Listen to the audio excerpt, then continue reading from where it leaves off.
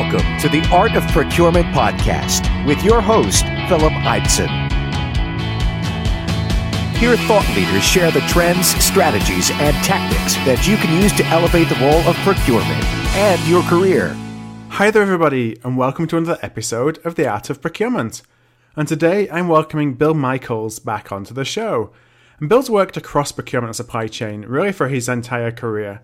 He's currently the founder and CEO of Aripart Consulting, and that was following a 23-year career leading ADR North America.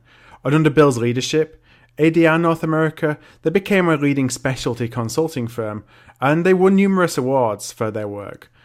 Back in the end of 2011, ADR North America was acquired by the Institute for Supply Management, and prior to founding Aripart, Bill was the Senior Vice President of ISM Services Division.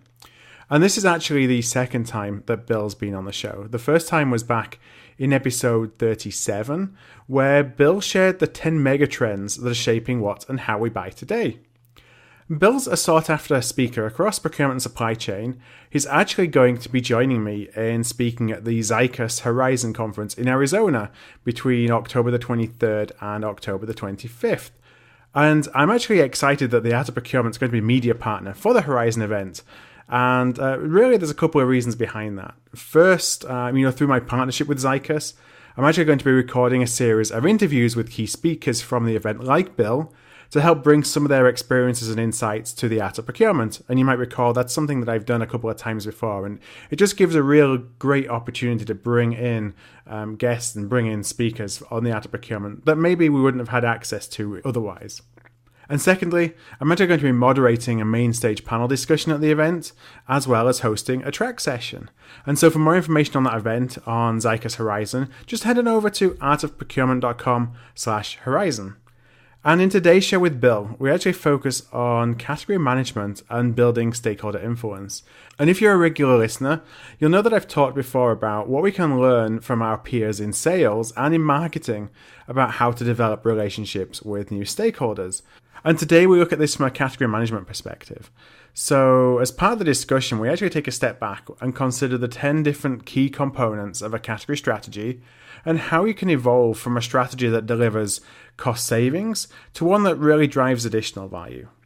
So, with all that being said, let's go straight into the interview with Bill.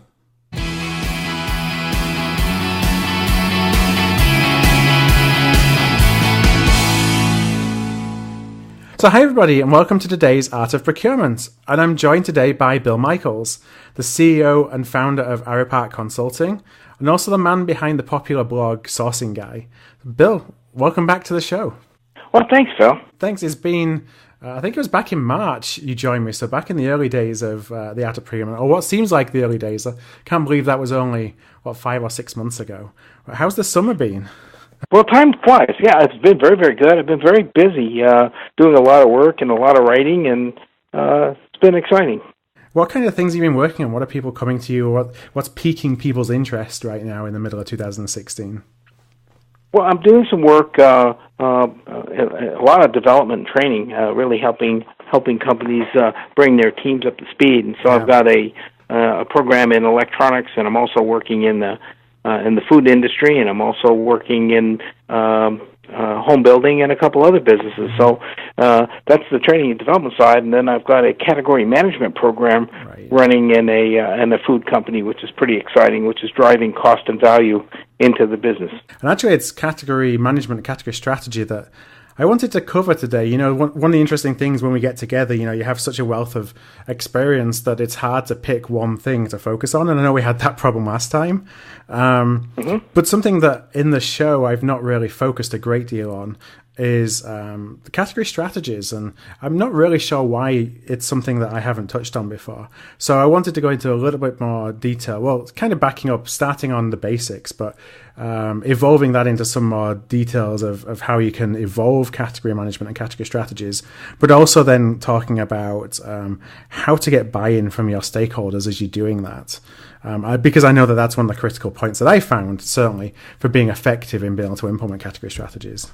Yes, that's a really interesting area, and it's one where it separates the indirect and direct procurement sides, because in direct you really have a lot of control over stakeholders. But if you're working in indirect and you're trying to drive a category strategy, you really have no control, because a lot of times the stakeholders own the budget and manage the budget, and all you can really do is influence the spend. Right. So you have to really get good at the influencing skills and the selling of procurement to the stakeholders. That's a key part. Yeah, and so if I step back a little bit and talk about category strategies first, you've written, and I'm going to link up to this in the show notes, a little bit about building effective category strategies, and you talked about two different types of category strategies, and I'd never really thought of them on these terms before. I just wondered if you could explain what they are and kind of how you define them. Sure. I think they really fall out of building the strategy. So when you're working with your stakeholders, one of the first things you have to do in any category strategy is really define what are the business requirements and business needs. And the more global the company is, the more decentralized it is, the more you really have to stress understanding those requirements. And really they break out into a couple fields. One is really the business requirements. There's a need for cost and value, need for quality improvement, really things that are operational and they drive the operation. Yeah. And those are the really things you're trying to help in the category. And then in other categories, it's how do we drive innovation, how do we drive change, and some of the value kind of contributions like speed to market, increased velocity, things like of that nature. And I think those are some of the areas that I think are important. They break out to value-driven and operational. And do you find that they begin as operational and then evolve to be value-driven over time and just over maturity? Or is it clear at the outset that it's going to be one or the other? I think as you start to look into the business needs analysis, it gets pretty clear. It starts to define itself as you're driving the business needs. So I can give you a couple examples. I was working in a company that was looking to improve its office supply business. It had $2.2 million in office supplies. Yeah. And when you start looking into the business needs, they were different in every location. In some locations, you had they wanted the office supply supplier to deliver to the desktop, and other ones wanted the office supply to set up a storeroom and manage the storeroom with vendor-managed inventory. Others didn't care. Yeah. Some had constraints on the way the stuff was received. Some had constraints on the day it was received.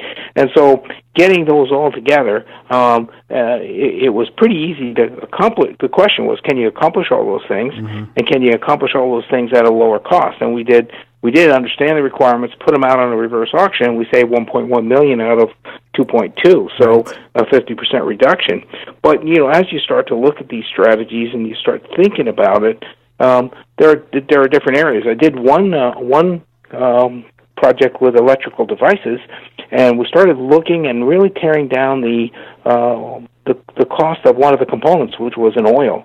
And in this particular case, they were using a petroleum oil, and in some cases they could use a vegetable oil. The petroleum oil caused the electrical device to be hazmat. The vegetable didn't. When we looked at the vegetable oil, we found out that it was a patented oil, and when we really got into the oil, all it was a soybean oil. Right. The patent caused it to be $11 a pound. And when we looked at the soybean oil, it was just soybean oil with a little bit of oxidation chemicals to keep it from oxidizing, and it should have been about $3 a pound. So the difference was 11 to 3. As we started to change that, it would change the whole industry. The industry would have to change. If one company went green, the rest of the industry would have to go green, and the cost was preventing them from going green. Did what make it patentable? Did that define your need, or was it just patented because there was a marketing benefit of the company doing it, and once you dug into it, you actually could get a substitute? Sure, it was a benefit for the company, and what they patented was the use of soybean oil in a electrical device. So we were able to change it significantly. We changed the chemical composition of it so that it still did the same thing, but was around the patent. So that brought a lot of innovation, brought a lot of cost reduction, and it changed an industry. Right. And so when you start to think about how to build the category strategy that got you there, what are some of those components that go into other considerations as you start planning the strategy around a certain item or a certain category? Well, you have to really do some due diligence in the front end. So you really have to understand, for instance, the segmentation piece. So is it really a strategic part of the business, or is it really leverage and you can be tactical with it, or is it really something you have to look at a risk on? You have to look at those implications. You also have to look at, where are you getting it from? Are there any implications about social, technological, environmental, political issues? You really have to also look at, who are all the suppliers in the marketplace? Yeah. And you have to look at where are these suppliers located? What are their strengths?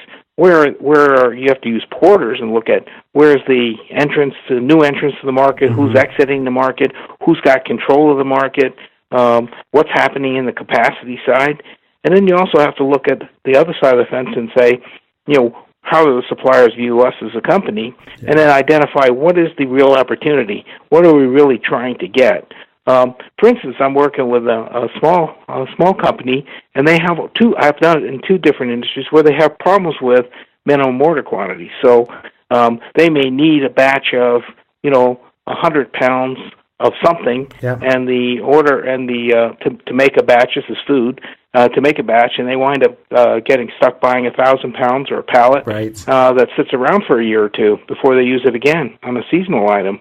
So really, it's not really the cost in that case. It's really how do we get not to carry inventory that may go bad or may have a problem over time. So inventory is the driver on that project. So I think as you look at that due diligence, you start to figure out what's important. Where are you really wasting time, money, productivity, and where are the opportunities to really create value? And cost is just one component. Yeah, and I guess as you start to look at what the market looks like and how many participants there are in the market, what leverage you have, how important it is what you're buying, then that's going to determine some of the outputs, whether it's either something to focus on at all or whether you need to handle the supplies that you have with kid gloves because they're really critical to your business and there really isn't any substitutes. Right, and one of the best examples I can give you of how that impacted one company, they were buying corrugated and they were using a supplier that had $3 billion in sales. And they said, our business is minuscule compared to this company. But what we did is we took one leap further into the supply chain to say, how much capacity are we taking up of the manufacturing plant that we're using? And in that case, they were taking 25% of the total capacity of the plant. That volume was so significant. It was incredible. Yeah, so they thought that they were immaterial, but in reality, they were a material part of keeping a manufacturing site open once you start digging into it. That's right, and so you don't really understand those things until you start to really do your category management process and really start to go into what is the effect on the supplier, how much capacity are we taking, how much of the capacity of the industry are we taking, and you really actually may have more leverage than you think you do. But once you get this due diligence done, then you can start to form a strategy, and that strategy is going to come down to Are we looking for a cost reduction, cost innovation? Is there something out there that's better than what we're doing? Can we bring a new entrant into the market? And then we have to decide on what kind of a sourcing event are we going to do, and start to identify how we're going to source it, and then move on in the strategy to creating a supplier evaluation, getting a supplier, and then evaluating that supplier and implementing the process. So when you start looking at some of the due diligence and the building of the strategy piece, do you see procurement organizations or procurement professionals doing this in isolation and then going and presenting it to a stakeholder? Or are you coaching them to be working hand in hand with the stakeholder? So really this is a joint effort. It's not just an individual coming and saying, this is what we think. No, it all starts in the beginning with the business needs analysis. Yeah. So you really can identify all the business needs. And if you try to do it in isolation, you're bound to fail. Right. Because in isolation, you'll miss business needs, and that will give stakeholders an opportunity not to play. And when you think about it, well, there are some reasons why stakeholders object. I mean, they may have developed the process that you're tearing down. Yeah. They may have a longer-term relationship with a supplier that now is going to be interrupted. They may feel a loss of power. So there's a lot of reasons why stakeholders will object. But if they're involved right from the start with business analysis, then that's a good way to get them engaged. And they have to be engaged in certain parts of the process. They don't have to be engaged in the due diligence, but they have to define the business needs. They should participate in the sourcing strategy development. They should be there. Mm-hmm. They should be part of the supplier evaluation and recommendation, and certainly on the performance metrics on the supplier. So I think that there's different places along the path that the stakeholders have to be involved in. And so as a category buyer or a category manager, you've been tasked with building a category around a certain area of spend. What are some of the keys when you first approach your stakeholder? Because this is, my experience is you have a need to build a category strategy, and oftentimes that's procurement led. It's not that a stakeholder is asking for it. So how do you start getting that early engagement when they may see what you're doing as a bit of a threat? Well, I think it's really important to identify what the objectives are clearly in the mission, and it's really going to be a team of stakeholders, because it may not be in one location. It may be in multiple locations, and it may involve multiple disciplines, especially if we're going to look at the product from its entirety. I mean, I did one project with a group that was really it was a pharmaceutical group, and it was over-the-counter product, and the product was coming off a patent and going OTC. And the management was very, very concerned because they were worried about the money. We put a team together, and we basically said our whole thing is to cost reduce this thing in its entirety. And when we looked at it, it was really interesting. They were making a raw material that you could buy on the marketplace cheaper. Yeah. They had a bottle that was too big, so they were overfilling the bottle. They had 4 different ways of putting the product out on the skin, and they were hand packing those 4 applicators into the box. And they had a box that was too big. So at the end of the day, I came in to work on the project. They thought that my role was to outsource it. They wanted to keep it in the plant, and they worked very, very hard together to find solutions. The first solution was marketing adopted one applicator. The other one was made this bottle smaller, outsourced the raw material because they need the manufacturing space for something else. At the end of the day, they had a 25% reduction in cost. Right. But everybody had to be engaged. Yeah. Well, how about in the indirect space? I've found that in the indirect, there's, you come to it in a lot of categories more of a generalist, or at least I always came to them as more of a generalist, and you're talking to somebody who is a subject matter expert, and let's say in healthcare. How do you convince them that they're going to be better placed by partnering with you on building a category strategy than doing it themselves when they're used to doing it all by themselves in the past? What I like to do is I like to get them in a team and really start to think about, okay, if we could have everything we wanted in this category, forget the suppliers, don't put names in there, just what are all the attributes you want? If you can get them all to identify what would be the perfect supplier, what would be the perfect situation, then you're really helping define the business needs. And then you go back out and you map the suppliers against it. What happens is the criteria is kind of identified generically when we put the suppliers in. Now the current supplier doesn't necessarily match all of the criteria, right. And the question is, okay, with that, how do we find the suppliers that can match the most of the criteria? And if they can't match it, how do we get them closer to matching the criteria? Because these are the performance requirements we have.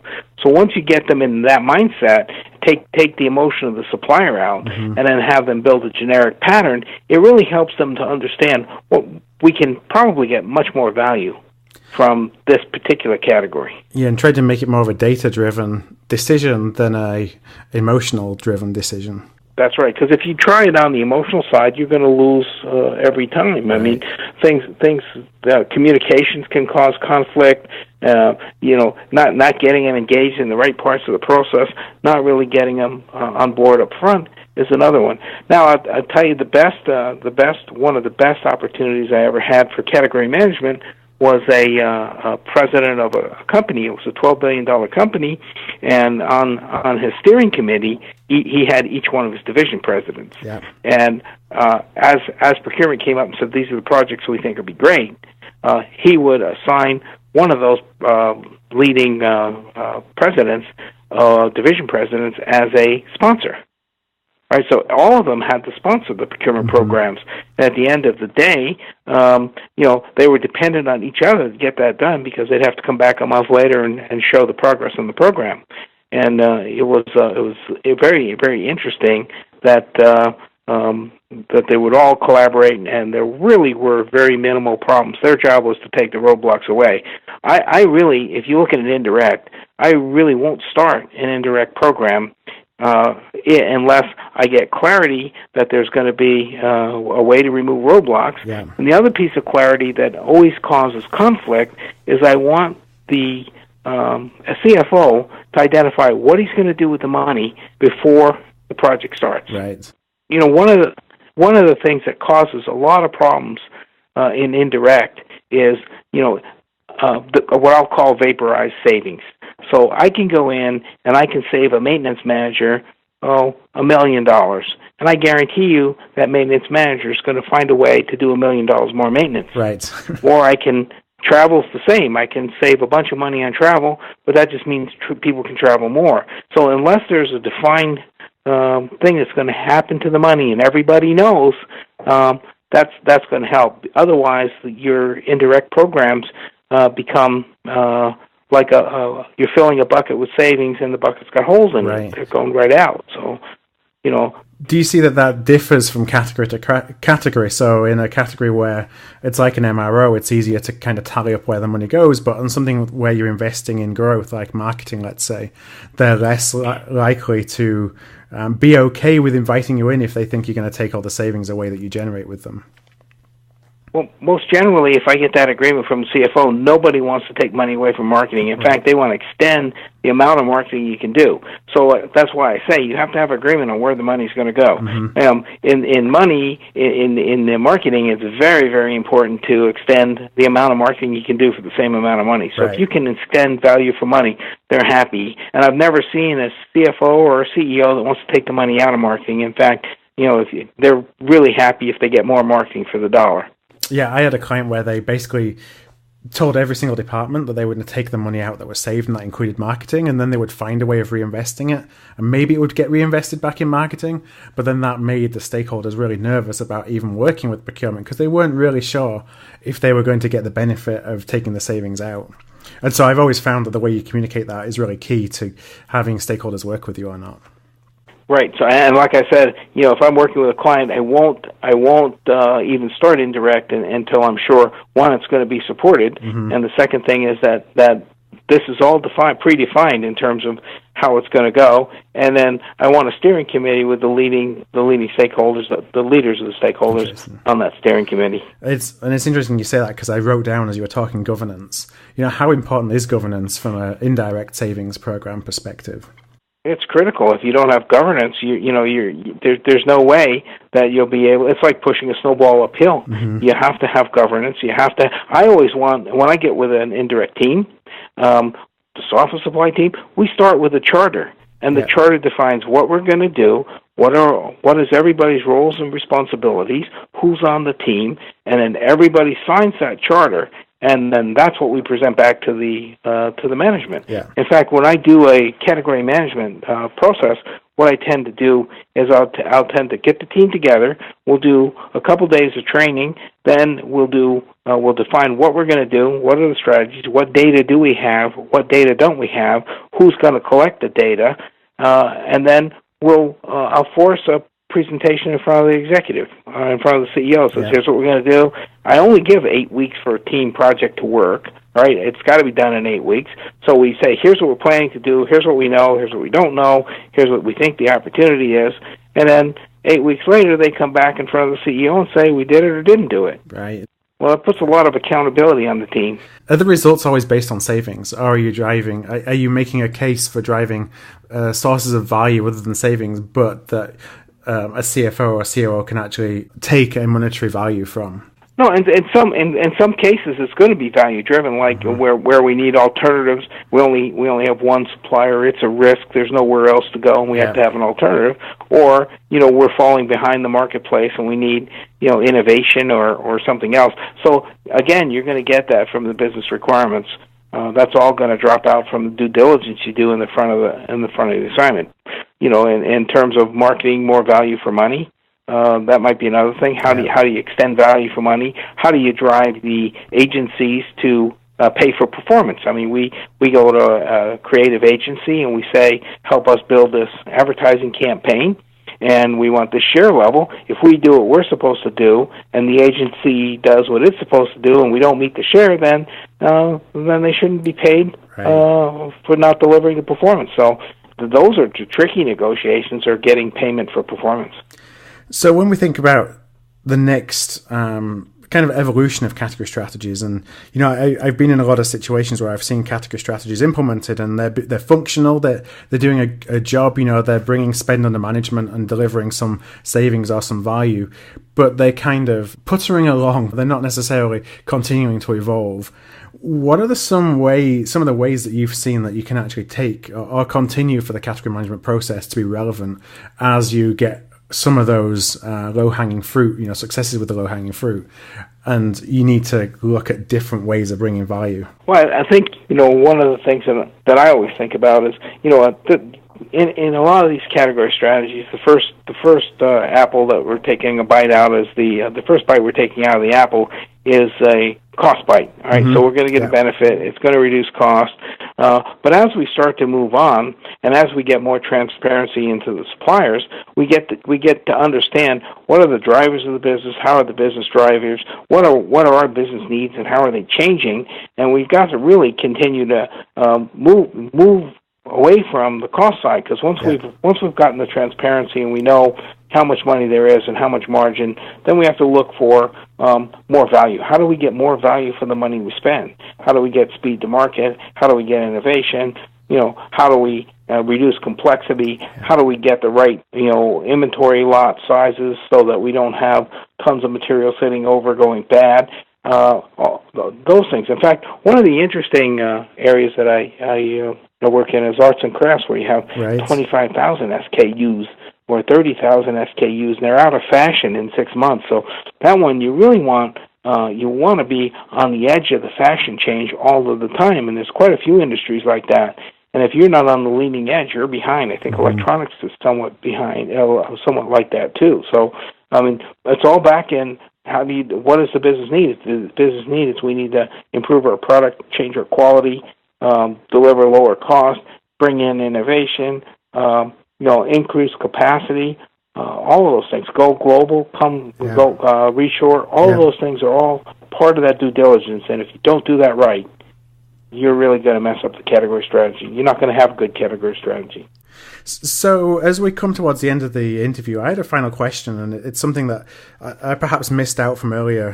I probably should have asked it earlier, but when you start thinking about stakeholders and identifying them, what's the best way of mapping that out? Well, that's a good question. I have a 4-box matrix similar to some of the segmentation matrices.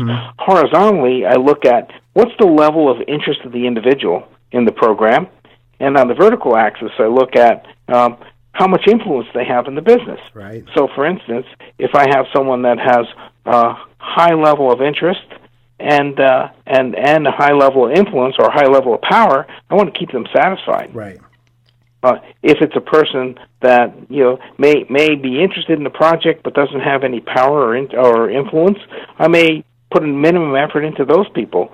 If it's someone that I really want to manage closely, I'll manage them closely. But I really map it up at how much power and influence they have in the business and how much interest they have in my project. And how are you gauging the level of interest? I think that if they've had a previous thing on the program. In fact, one of the minor programs I did, it was very interesting because the chairman and the COO of the company wanted to be on the committee for the category. Right. That told me they had a lot of interest. Yeah. But you can tell what the interest is on the stakeholder. And with those, you really wanted to keep them managed closely and satisfied. So I like to kind of map out, where are they in the power influence, and then are they a supporter or not a supporter? Right. Are they a cynic, or are they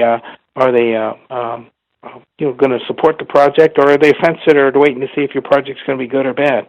But for all of those, I want to engage the people that actively have an interest in the project. I always want to keep them. Even if they have a low level of power or influence, they can really be positive about the project and make it go well. Yeah, and they can be advocates then to their peers, even if it's at a more junior level. Yep. They can at least evangelize what it is that you've done on their project so that it's easier to get involved in others. And you want to manage the cynics too, because you may not be able to convince them, but if everybody else jumps on the bandwagon and the project starts to take off, then they either have to change their tune or they fall out of line with the culture. Yeah, they're alone on their island if they continue to resist what it is that you're doing. Right. Well, Bill, I just really appreciate your time today and sharing some of those examples as well. What I will do, I omitted to mention it, is that show notes for today, they're going to be at artofprocurement.com/category strategies. That's artofprocurement.com/category strategies. So, Bill, thank you very much. Thank you, Phil. Thank you for listening to another episode of The Art of Procurement. To find an archive of all past episodes, you can go to artofprocurement.com/episodes. And to ensure you never miss another show, go to artofprocurement.com/subscribe.